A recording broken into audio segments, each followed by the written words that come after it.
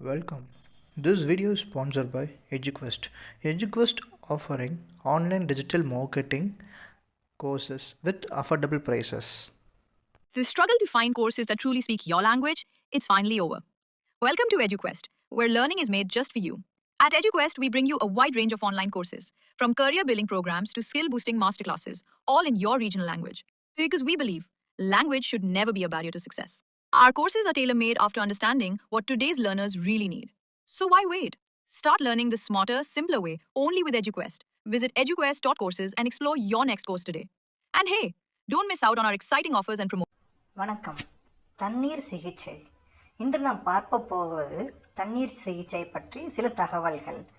தண்ணீர் சிகிச்சை ஆங்கிலத்தில் வாட்டர் தெரப்பி என்று அழைக்கப்படுகின்றன. அப்படி என்றால் என்ன? தண்ணீர் சிகிச்சை என்பது உடலை சுத்தப்படுத்தவும் நச்சுக்களை நீக்கவும் உடல் உறுப்புகளின் செயல்பாடுகளை சீராக்கவும் தண்ணீரை மருத்துவ முறையில் பயன்படுத்துவது. இது இயற்கை மருத்துவம், நேச்சுரோபதி மற்றும் யோகா முறைமைகளில் முக்கியமாக பின்பற்ற ஒரு தெரப்பி ஆகும். ஏன் தண்ணீர் சிகிச்சை முக்கியம்? உடலில் உள்ள நச்சுக்கள் அதாவது டாக்ஸின்ஸ் நீங்க உதவுகிறது, செரிமானத்தை சீராக்குகிறது, மலச்சிக்கலை குறைக்கிறது, இரத்த அழுத்தம், உடல் எடை, சர்க்கரை அளவை போன்றவற்றை சீராக்குகிறது, தோல் பிரச்சனைகள், தலைவலி, சோர்வு போன்றவை குறையும், உடலின் வெப்பம் கட்டுப்பாட்டிற்கு வரும். தண்ணீர் சிகிச்சையை எப்படி பின்பற்றுவது? காலை வெறும் வயிற்றில் தண்ணீர் குடித்தல். எழுந்ததும் 500 முதல் 800 மில்லிலிட்டர் வரை சுமார் 3 முதல் 4 கப் வெதுவெதுப்பான தண்ணீரை குடிக்க வேண்டும். இது குடல் இயக்கத்தை தூண்டும், மலச்சிக்கலை நீக்கும். நாள்தோறும் போதுமான தண்ணீர். உடல் எடையின் அடிப்படையில் ஒரு நாளுக்கு 3 முதல் 4 லிட்டர் வரை தண்ணீர் குடிக்கலாம். குறிப்பு: சிறுநீரகம், இதயம் பிரச்சனை இல்லாதவர்களுக்கு மட்டும் இது பொருந்தும். தாகம் இருந்தால் மட்டும் அல்லாமல் நேரம் தவறாமல் சிறு அளவில் குடிக்க வேண்டும். உணவுக்கு முன் மற்றும் பின்.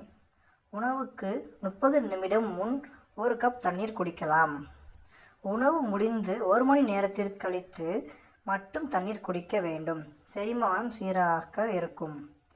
சூடான தண்ணீர் மற்றும் குளிர்ந்த தண்ணீர் சிகிச்சை. வெதுவெதுப்பான தண்ணீர் கொழுப்பை குறைக்கும், செரிமானம் சீராக்கும். குளிர்ந்த தண்ணீர் உடல் வெப்பம் அதிகரித்தால் குளிர் தரும். ஆனால் மிக குளிர்ந்த தண்ணீர் குடிக்கக்கூடாது. நீராடும் சிகிச்சைகள். ஹைட்ரோதெரப்பி. கால்கள் மற்றும் கைகள் முழுகுதல். சூடான அல்லது குளிர்ந்த தண்ணீரில் மூழ்க வைப்பது நரம்பு தளர்ச்சி தரும். வெப்ப நீராடல். தசைவலி, சோர்வு குறைக்கும். குளிர் நீராடல் புத்துணர்ச்சி தரும், இரத்த ஓட்டம் சீராகும். யாரெல்லாம் தவிர்க்க வேண்டும்? சிறுநீரக செயலிழப்பு, கிட்னி ஃபெயிலியர் போன்ற பிரச்சனை உள்ளவர்கள் இதை தவிர்க்க வேண்டும். இருதய சம்பந்தப்பட்ட கடுமையான நோய்கள் உள்ளவர்கள் இதை தவிர்க்க வேண்டும். தண்ணீர் சமநிலை குறைவானவர்கள் அவர்களும் இதனை தவிர்க்க வேண்டும். பின்பற்றும் போது கவனிக்க வேண்டியவைகள்: ஒரே நேரத்தில் அதிக அளவு தண்ணீர் குடிக்கக்கூடாது. குடிக்கும் தண்ணீர் எப்பொழுதும் சுத்தமானதா என்று பார்த்துவிட்டு அதன் பிறகு அருந்த வேண்டும். உடல்நல பிரச்சனை இருந்தால் மருத்துவர் ஆலோசனை பெற வேண்டும். நன்மைகளை சுருக்கமாக பார்ப்போம். உடலை சுத்தமாக்கும், நோய் எதிர்ப்பு சக்தியை கூட்டும், உடல் எடையை கட்டுப்பாட்டிற்கு கொண்டு வரும், மனம் அழுத்தம் குறையும்.